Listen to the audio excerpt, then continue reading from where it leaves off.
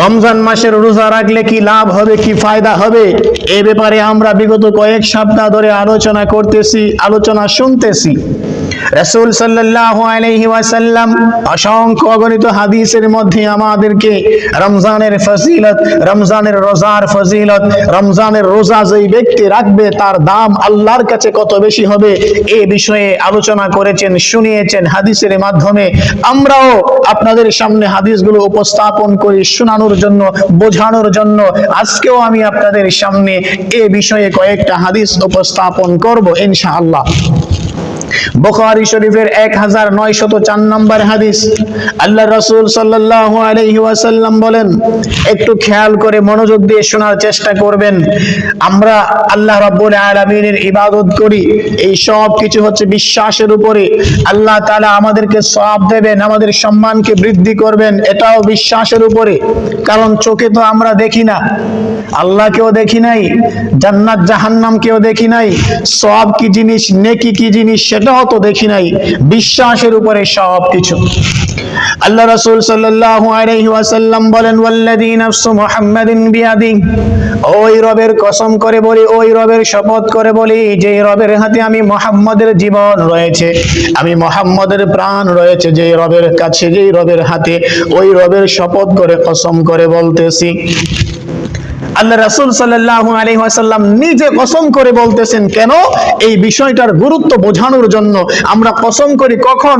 ওই বিষয়টাকে গুরুত্বপূর্ণ বোঝানোর জন্য। তখন আল্লাহ রাসূল সাল্লাল্লাহু আলাইহি ওয়াসাল্লাম কসম করে বলতেছেন, ওয়াল্লাযী নাফসু মুহাম্মাদিন বিয়াদিহি, যেই রবের হাতে, যেই আল্লাহর হাতে আমি মুহাম্মাদের জীবন রয়েছে, আমি মুহাম্মাদের প্রাণ রয়েছে, সেই আল্লাহর শপথ করে কসম করে বলতেছি, লাখুলুফু ফামিস সাইমি, অবশ্যই অবশ্যই রোজাদার ব্যক্তির মুখের দুর্গন্ধটা আতিয়াবু ইনদাল্লাহ, আল্লাহ তাআলার কাছে বেশি পছন্দনীয়, বেশি ভালোবাসার, মিন রিহিল মিসকি, মিশকে আম্বরের থেকেও।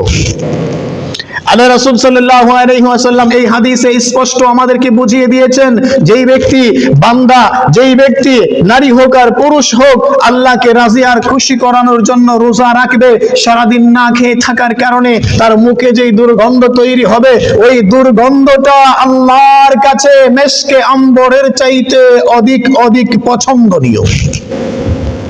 কথাটার ওজন কতটুকু, কথাটার ধার কতটুকু একটু বোঝার চেষ্টা করেন, একটু অনুধাবন করার চেষ্টা করেন।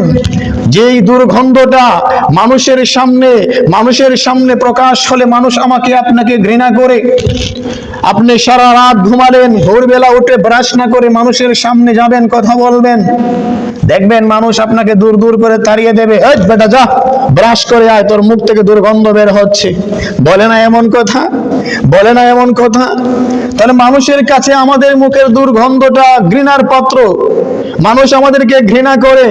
কিন্তু আল্লাহ বলতেছে, রোজা রাখার কারণে তুমি না খেয়েছিলা, তোমার মুখে যেই দুর্গন্ধ তৈরি হয়েছে, সেই দুর্গন্ধটা আমি আল্লাহর কাছে মিশকে আম্বরের চাইতেও বেশি পছন্দনীয়, বেশি প্রিয়।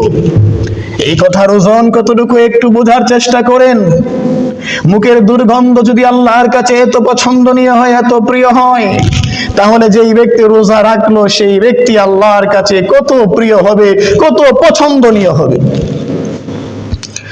আল্লাহ রাব্বুল আলামিন এই রমজানকে দিয়েছেন আল্লাহর সাথে সম্পর্ক তৈরি করার জন্য। এই রমজান তো এসেছে আল্লাহর সাথে বান্দার সম্পর্ক লাগানোর জন্য। এই রমজান তো এসেছে আল্লাহ এবং বান্দার মধ্যে ভালোবাসার, প্রেমের বন্ধনকে মজবুত করার জন্য। এই রমজান তো এটা ইবাদতের মৌসুম। এই মৌসুমকে যদি কাজে লাগাতে পারি, তাহলে আমার আপনার জীবন ধন্য হয়ে যাবে। আল্লাহর কাছে আমি আর আপনি হব সবথেকে দামি এবং শ্রেষ্ঠ।